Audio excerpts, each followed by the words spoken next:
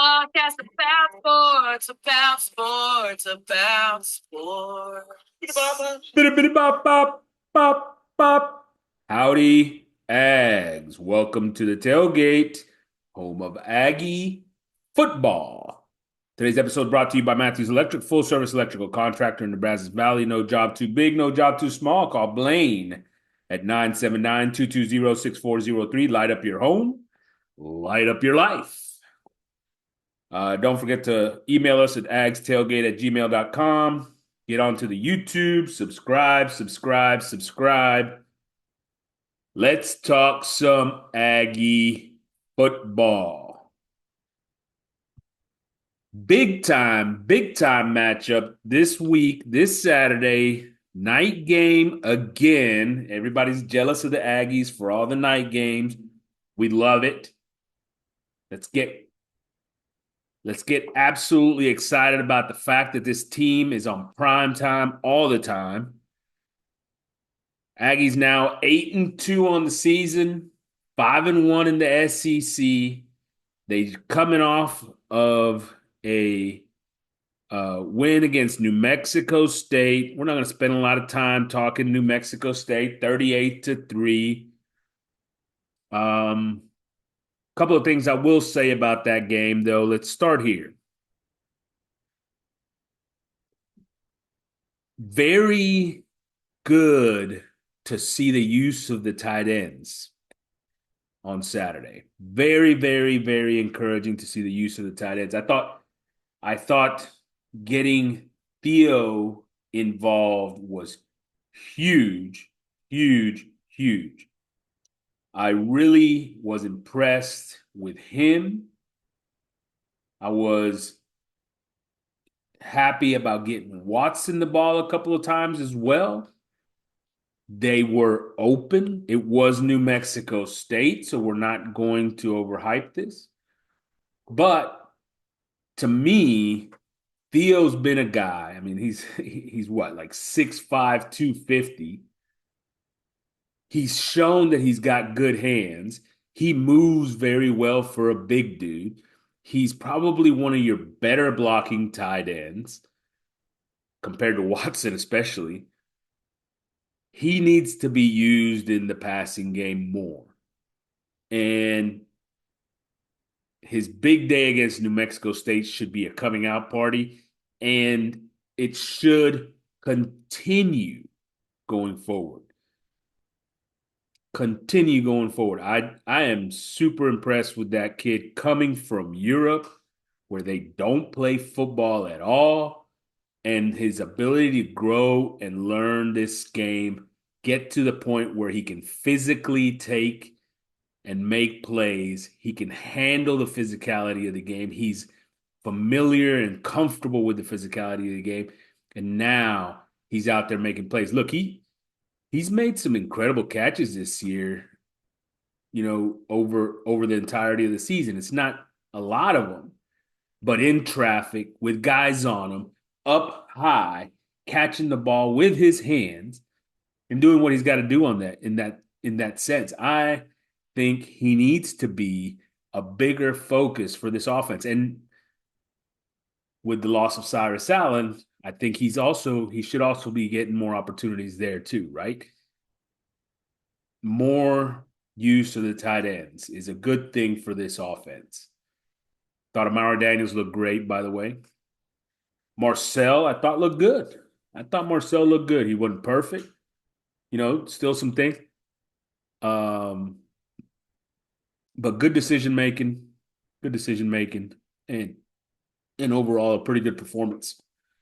Without really forcing the issue of having to make a ton of big plays with his legs and those types of things. And obviously only playing a little over a half, right? So, good game from Marcel. That, the running game was okay at best. I still don't see a great game plan from Colin, as far as, creating easy things for the quarterback. Um, that has to start more this week against Auburn. I think that's going to be has to be part of the game plan. We'll see if Colin gets going on that end. He hadn't done it all year, so I don't know why we expect it now. But we need that. We need that. We'll see. We'll see what happens.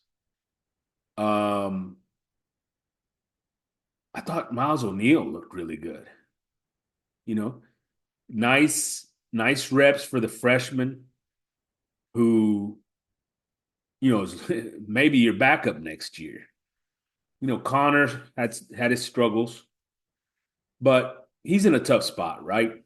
I'm never gonna, you're never gonna hear me, bash Connor. I think he's a hell of a ball player. I think that he's, unfortunately, he's had to go through the disaster that it's been at Texas A&M for the last few years with Jimbo. And then coming into this year, I don't think Colin Klein has done a lot to really help him out. And, he's getting a lot of the blame, unfortunately. He shouldn't be, but he is. But I like Connor. He didn't play well the other night. Um, and you're starting to see it's starting to become pretty clear that he's going to be in the transfer portal after the season, right? We fully expect, I think most Aggies fully expect that he's going to be in the transfer portal. I think Jalen Henderson's going to join him in the transfer portal as well. And so Miles O'Neill is probably your backup next year. Be ready for that. And I think that he showed some pretty good things on Saturday that will encourage you to think, hey, look, that's a guy that we're comfortable with behind Marcel, right?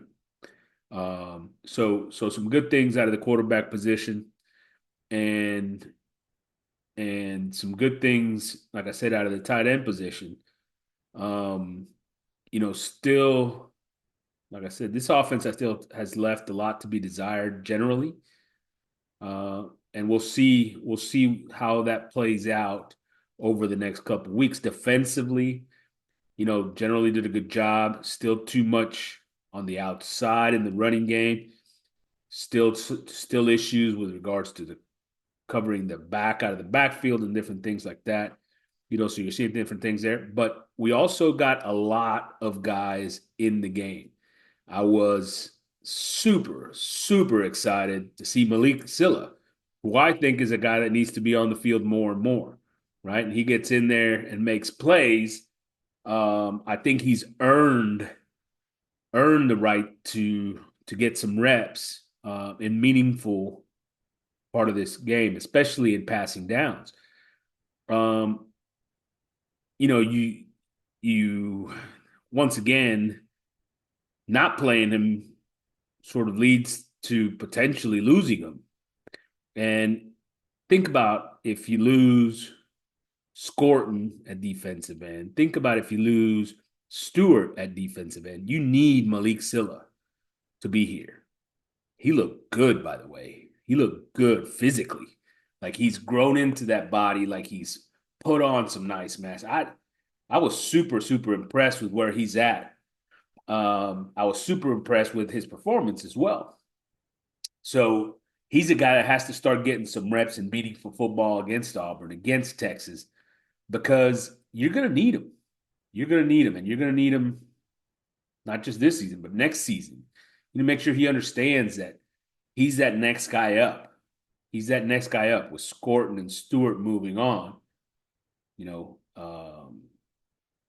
he's got to fill those voids along with Kennedy as well, right? And some other guys. But he's a guy that has the ability to be that outside rush presence. He's got the physical tools to hold up against the run. He can do everything you want from that defensive end position. It's time to get him on the field. We haven't seen him all year. And I think he showed out a little bit against New Mexico State. And I understand competition, but he's got the tools, right? He's got the tools. I think he's shown that. So as we go forward, let's get him some opportunities there. Still defensively, some things that obviously have to iron some out. Much better tackling, not the same opponent, understood, but much better tackling, much better approach there. I also thought that linebacker we played a little bit better. In earlier in the year, after we sat in there and had some issues at times with the defense, Elko came in and I felt like they simplified a little bit. They simplified a little bit, started playing faster, defense started playing better. Now they've gone back to an overly complex. They started to get a little too complex. Now we slowed down again, right? So I'm hopeful that now they realize, look, let's simplify again. Let's get back to the basics here, right? Let's let our guys play instead of think.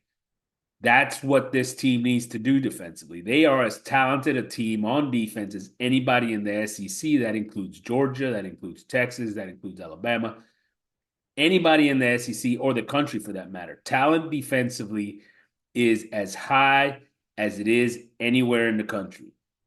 That is no question, no doubt. Best group of defensive line guys in the country as far as depth and the number of guys that they've got at the position, just incredible numbers, right?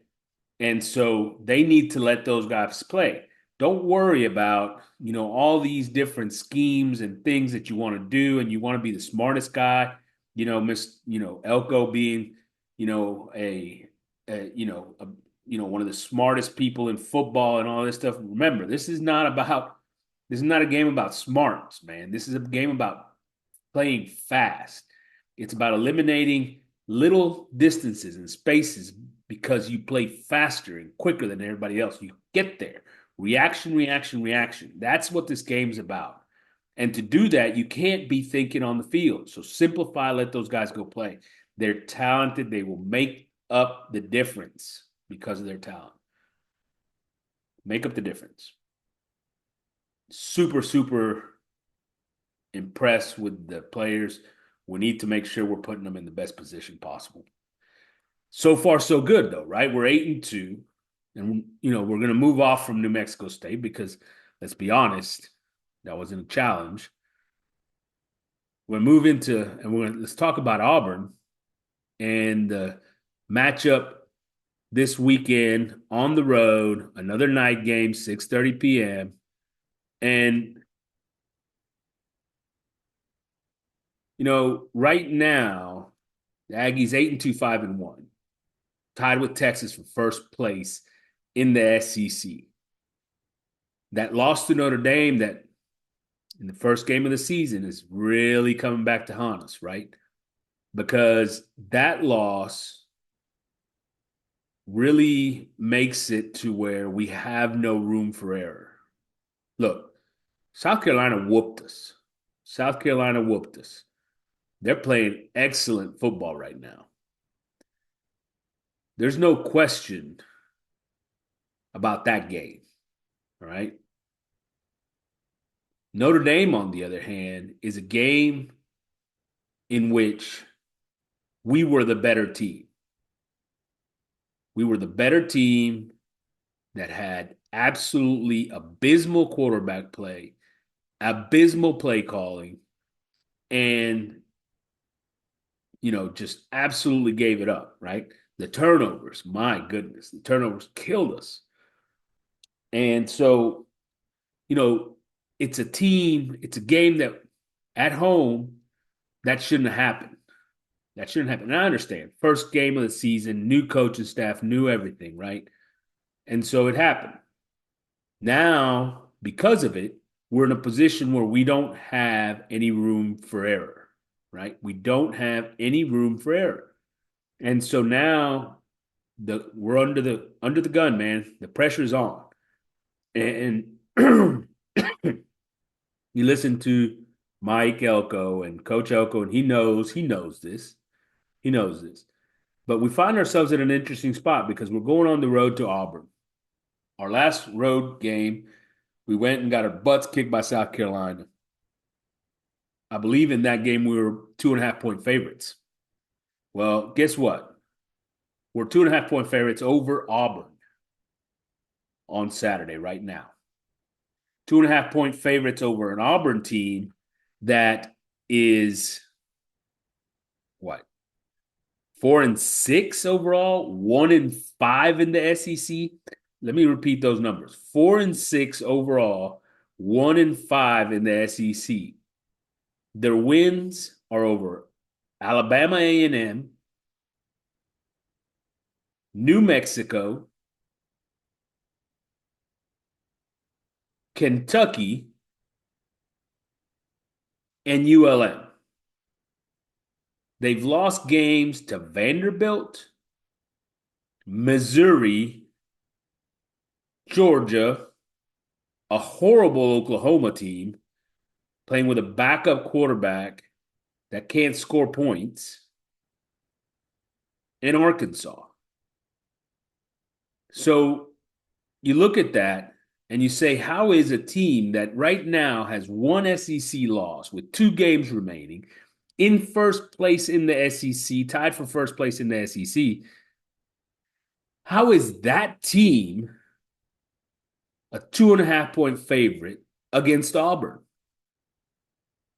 How is this line not, I don't know, 10 points? At least. All right, you go on the road, so on and so forth. Maybe you could make that case. Maybe. For sure, Auburn is a tough place to play. There's no question. Auburn, tough place to play. But it's not necessarily a tough place to play when those teams are horrible. It shouldn't be a tough place to play when the team is horrible. You let me explain this to you, right? Let's see. They played Vanderbilt at home, and Vanderbilt beat them by 10 in Auburn. In Auburn. They played Oklahoma at Auburn and lost by 6. A bad Oklahoma team. They played Arkansas at home, lost by 10. So this idea that you can't go into Jordan Air Stadium and go win by 10 points is a little ridiculous. Everybody's last thought of A&M right now, though, it's not New Mexico, which didn't really help, right? It's not New Mexico. It's South Carolina. That's what everybody's thinking. This is the team that went and played South Carolina and got their butts whooped. 2.5 point favorites now. But if you look at teams that are competing for an SEC championship, Ole Miss is going to Florida to face a better Florida team than Auburn is, and they're a 10.5 point favorite right this week. 10.5 point favorite. Going to Florida against a better team than Auburn. All right. That gives you a pretty good idea of where this point spread should be. Where the point spread should be. Hell, Missouri, who we beat by whatever it was, going to Mississippi State is a 7.5 point favorite.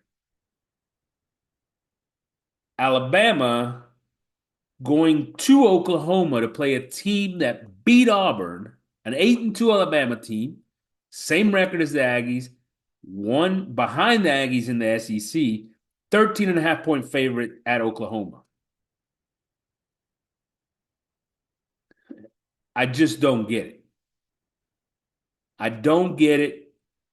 And I think to a certain extent, it's a little bit of disrespect to the Aggies. But they better take it. They better take it as that. They better take it. Mike Elko better get them ready to play because clearly nobody respects him. Nobody respects them. Everybody thinks they're not that good. Everybody thinks they're not that good. The lack of respect needs to be addressed. Get a chip on your shoulder. They talk about Kirby Smart and how good he is about getting his guys ready to play, these putting chips on their shoulder, the disrespect card. You hear the stories with Mike Jordan back in the day. Oh, MJ, my boy, a lot of disrespect against him, right? No, never. But yes, in perceived, right? Nick Saban was a master of it, right? You see it with the great ones. You better get this team ready to go and let them understand the disrespect that's out there. Colin Klein better get this offense ready to roll. We better start seeing some things that are nice, easy completions for Marcel Reed. Get the ball out to guys quickly, let them go play. We need to see some trickeration out there. Is that even a word? A little bit of trickery, man. Some double moves, some wide open guys down the field. I see it with everybody. You watched Texas last week, and they go in there and, wide open guys in the end zone, you know, wide open. Struggled, by the way. Struggled. Was not an easy game, but still, they create these plays. They create these plays, right? Through play calling, through play design, through matchup of different plays, pairing of plays, and putting some things out there. There is there is a lot of ways to do those things. We haven't shown any of them this year. Time to put some of that out there against Auburn. You don't need to wait against Texas. Let Texas prepare for all that stuff. You got to get it out there. We got to start seeing it. Keep Theo as a big part of this offense. Make him a central part. Use your wide receivers that in space. Let's see some of the speed on the outside. Let Bussy get some touches. Look, if you got to go into the freshman group with, you know, Williams or, one of those guys, Beto Johnson, whatever, I get him going, right? Get him out there. Let those guys get some plays in. If that's where your speed is, but Barber's got plenty of speed. You can use Moose, get him open. He's gonna make the catch. Ain't no question. But make the catch. Just get the ball near him, right? Obviously, Thomas is another guy. But you got to give those guys some opportunities. You got to give those guys some opportunities to go over the top. You got to give the defense some things to worry about with regards to some double moves. You can't let them jump first move all day because they will. That's what's happened in the past. Why such tight coverage? Well, defenses don't worry about the double move. They don't worry about the tricks. They don't worry about any of that stuff. Just attack the first cut, man. That's it. So you got to throw some of that stuff in there. Where's this? Let's get the screen game in there as well. Oh, well, they manned up and pressed against those wide receivers. You can't get that ball to as a wide receiver screen. Well, how about you bring a guy in motion and then run the screen off of motion to create some separation? You know what I mean? Give yourself some space. There's all kinds of different. How about tight end screens? How about tailback screen as well? Quick ways to get the ball to the tailback.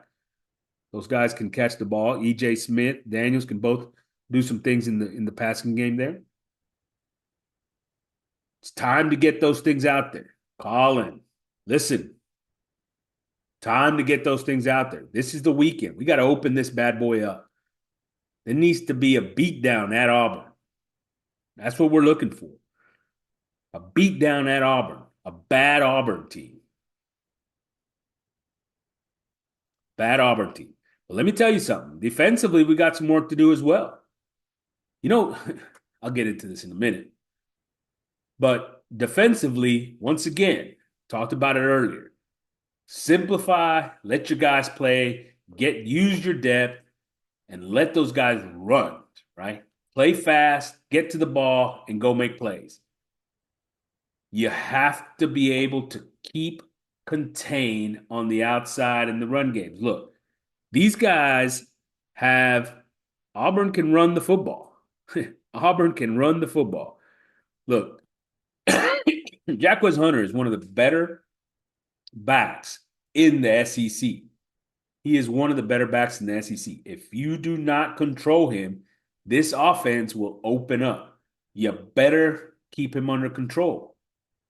You better keep him under control.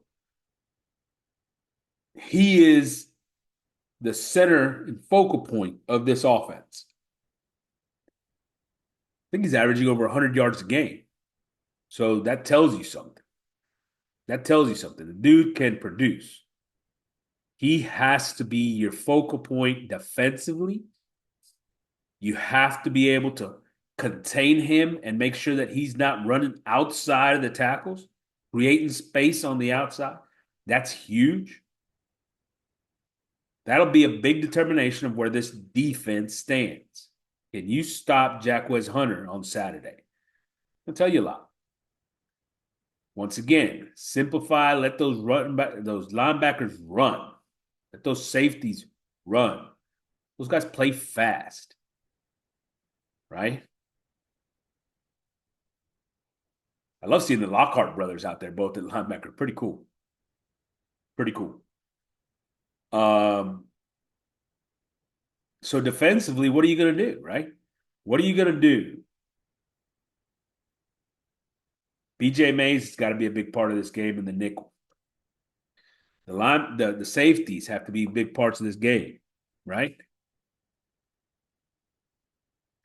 You have to let those guys take care of their business, play fast, get downhill.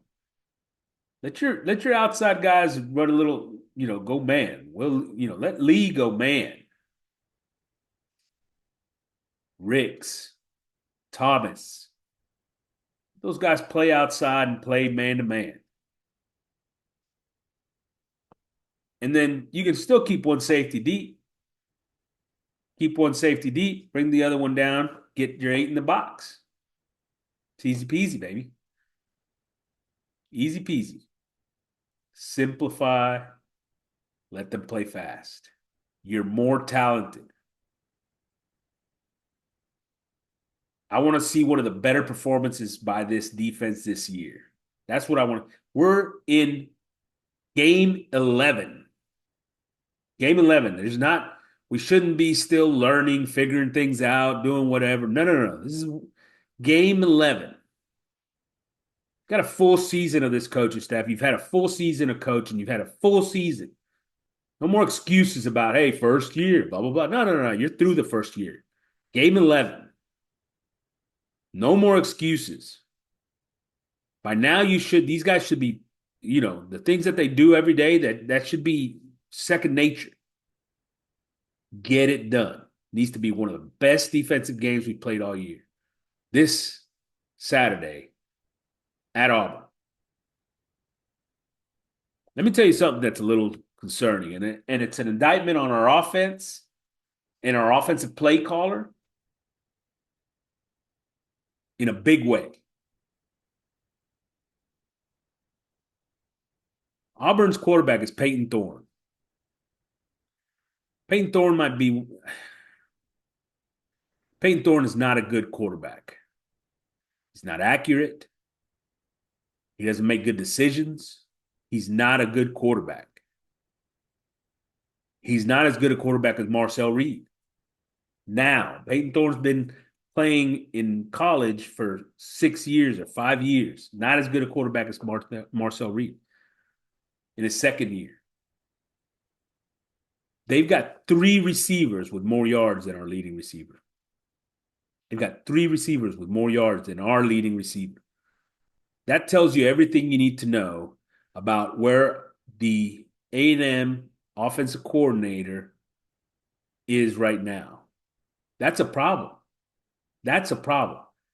It's not like we're saying, hey, you know, they've got a receiver that's got more yards than one of our guys. No, no, no. That's not what we're saying.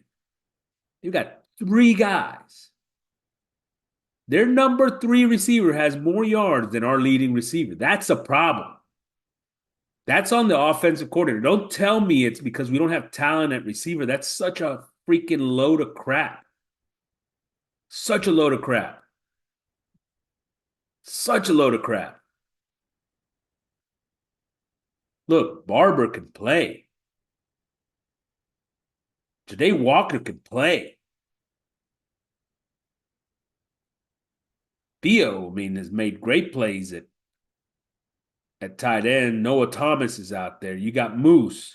Guys, Bethel Roman, right? I mean, Terry Bussey, Isaiah Williams. These guys are highly recruited dudes, guys that have been out there. You go look at them physically, they look great, they run great. What's the problem? It also seems like, every once in a while we get into this rhythm, man. We start moving fast. Boy, things look good, fast, fast, fast. And then 3 plays and then it stops. Just slow it down. What's the problem? Get in there and go. Look, this is all about Auburn because the Texas game don't matter today. Next week we'll talk Texas. Texas game don't matter today. This A&M football team cannot lose to Auburn this year. Cannot lose to Auburn this year. If they do, it's a problem. It's a Mike Elko, Colin Klein problem. I'm not getting all outraged. I'll fire the coach, whatever. I'm not doing that. But if you don't recognize that that's a problem, you're blind. You're blind. Because good teams don't lose to Auburn in 2024. Good teams don't lose to Auburn in 2024. You have better athletes, better talent.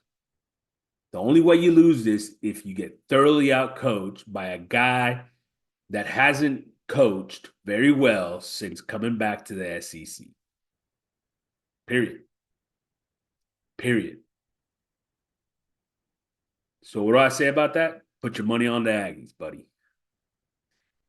Put your money on the Aggies because this is going to be a win that is not going to be a 1-point win, a 2-point win.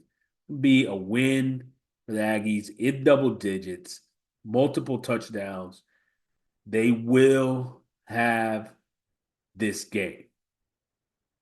I'm calling it right now. You know why? Because to lose this game would be a problem. It would be a problem. So I'm calling it right now. Put your money on the Aggies. Go get it. Go get it. I'm excited to watch this game. I'm excited to watch this game because I expect that we're going to look better than we have the last few weeks. We'll look better than we have the last few weeks. And to me, that's what has to happen. This team has to continue to get better. I don't think they haven't looked like they've gotten better over the last few weeks. They haven't. Not on the field. Not against South Carolina, not against New Mexico State. It looked like they were a bunch better. No, they didn't. So now's that time. Now's that time. They got to look the part. No respect in the polls, no respect in the playoff rankings, none of that. Doesn't matter. Say this game ain't about respect. It's about what you do on the field. And right now, they've got the opportunity to go win this game and set up the biggest matchup in Texas A&M football since joining the SEC. Period. Not to mention the biggest game of the season in the SEC. Sitting right there, literally for the SEC championship, regular season championship. That's what you got in your hands right now. That's what you got. The opportunity to go claim a regular season SEC football championship. No question. No question. Not a tie, not by some sort of tiebreaker. Official. No questions asked. Best record in the SEC. That's what you have in front of you. The craziness and excitement that will be in College Station next week. But you have to take care of shit this week, right? You have to take care of business. You're going to have to beat Auburn. You got to go on the road and go make things happen. Saturday night, man. Aggies, get your stuff together. Get your stuff together. Get ready to watch this team play one of the better games it's played all year. That's what's out there. That's what's out there. I want to see this defensive line reestablish itself. Nix Corton, Shamar Turner without all the penalties, Shamar Stewart, DJ Hicks, Regis, Kennedy, Cassius Howe.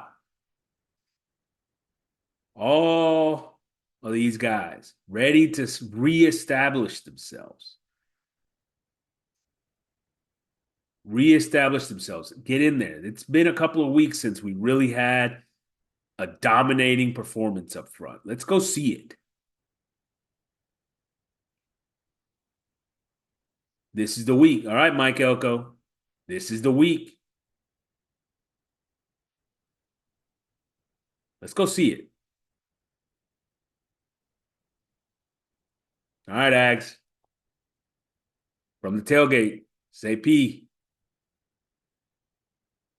See y'all later.